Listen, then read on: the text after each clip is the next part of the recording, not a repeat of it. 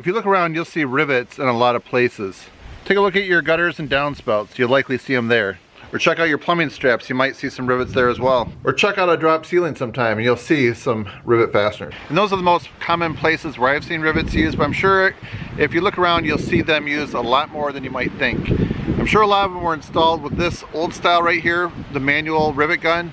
But today I'm very excited to bring forth the Milwaukee M12 powered rivet gun that I think will work much more efficiently and effectively.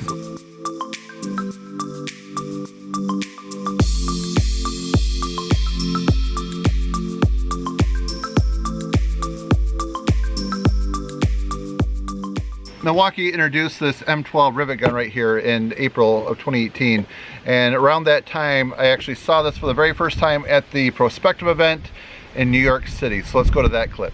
So I was having a hard time getting that last piece off. It's a very difficult tool to use sometimes.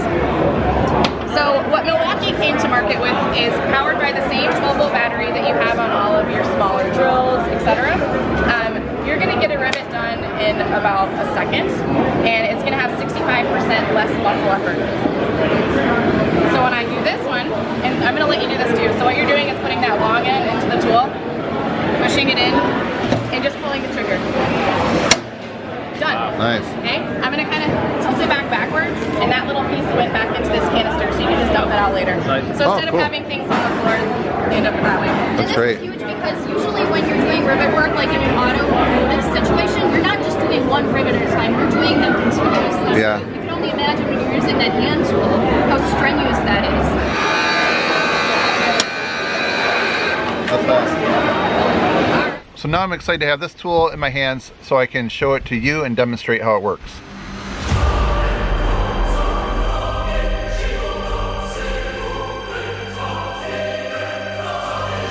Alright, so first of all, it comes with this bag right here, which I'm seeing a lot more tool companies going with bags instead of the hard shell case. I actually like this better. I just think it's easier to transport. So as we take a close look at this, it does have a belt clip and it can be put on either side. So I guess if you're right or left-handed. Right here it does have an area to add a lanyard. So if you're working off a ladder, I think it's a good idea to have this connected to you so it doesn't drop and hit someone or cause any injury of any sort. It has a LED light, if you can see that. And there's an area right here, it will show your battery indicator. So I don't know if you can see it in this daylight, but there's up to 4 bars. So you can see how much power you have. Here's a little wrench storage right here. That comes out so you can change the tips on there. So this will install 4 different size rivets. The different tips are stored right there. So the rivet sizes are 3/32, 1/8, 5/32, and 3/16.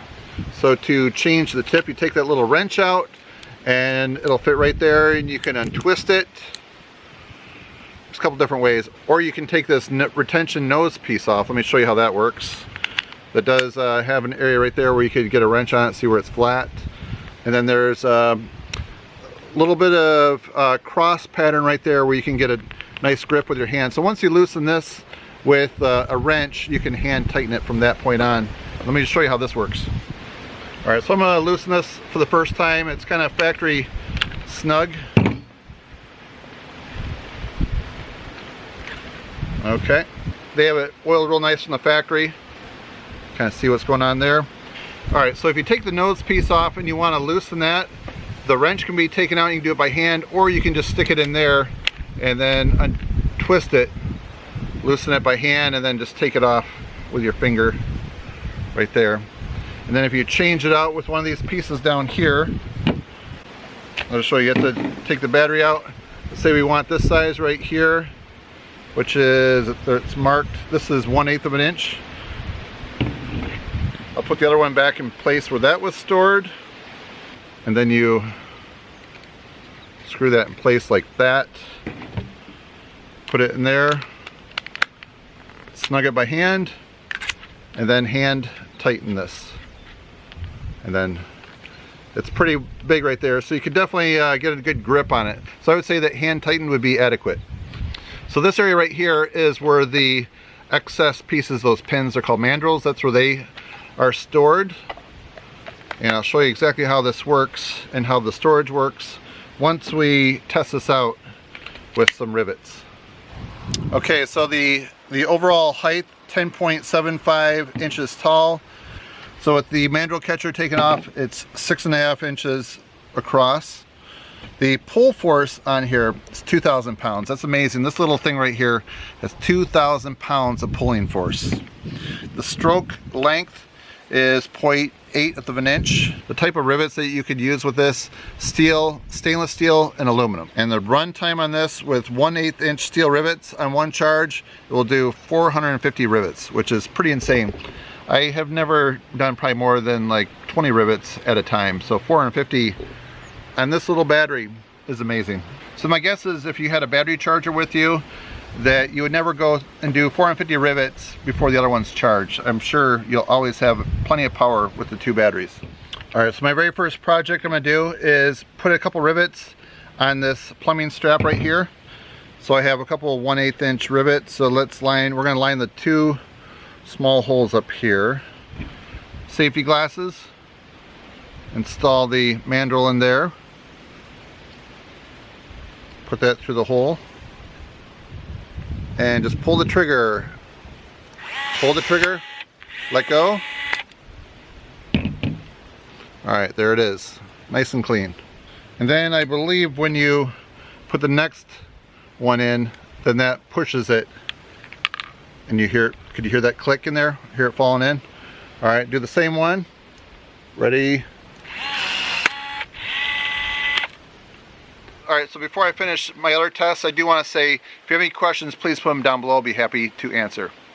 Let's go to the next test.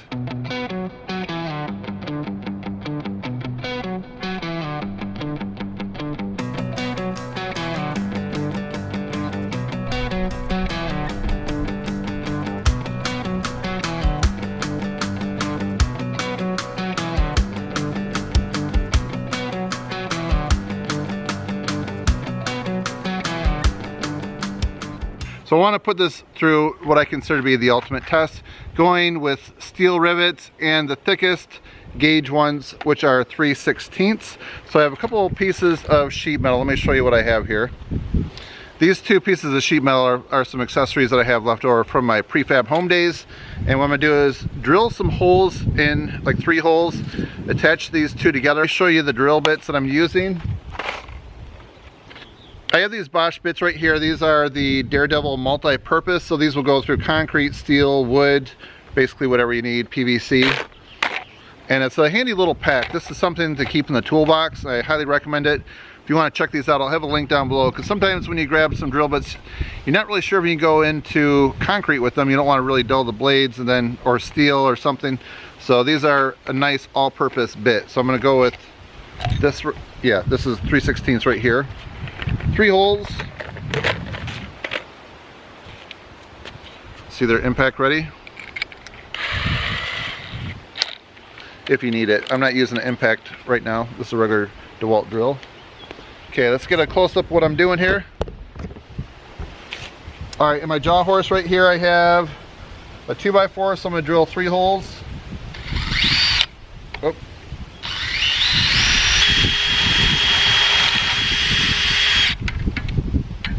There's 1, 2, and 3. All right, as you can see, I have 3 holes in here. I'm gonna grab some rivets.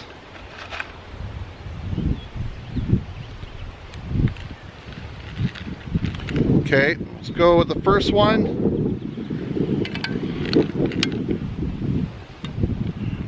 Ready, 1, 2, 3.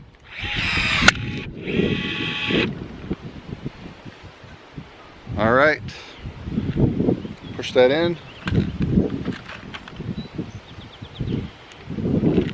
See that little LED light down there? Go with the second one. All right, ready? Let's get a close up. 1, 2, 3. Okay, and one more. All right, I might put this one in slow-mo in my post-editing. Ready? 1, 2, 3.